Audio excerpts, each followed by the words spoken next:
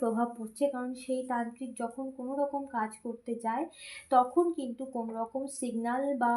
এমন কিছু সাইন সে পায়, যেটাকে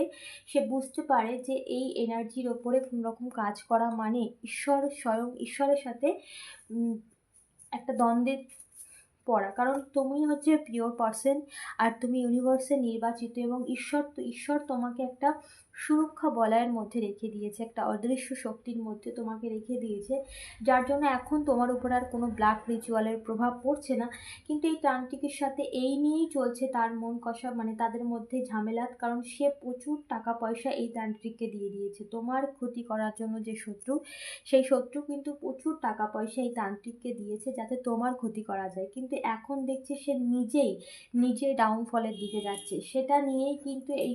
তান্ত্রিকের সাথে প্রচুর ঝামেলা, অশান্তি চলছে।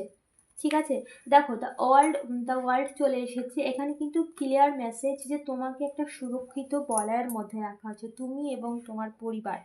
প্রত্যেকে তোমার পরিবারের মানুষগুলোকেও তোমার যে পিওরিটি, তুমি যে ঈশ্বরের সাথে শরণাপন্ন, তুমি যে ধর্মীয় হও না কেন, তুমি যে ঈশ্বরকে বিশ্বাস করো, এবং তুমি কতটা পিওর পার্সন, ইউনিভার্স সব জানে, ঈশ্বর সব জানে, তোমার আরাধ্যা জানে। কে কি বললো, কে কি করলো, কে কি জানলো, সেটা কিন্তু কোনো ব্যাপারই নয়, কিন্তু ঈশ্বর সব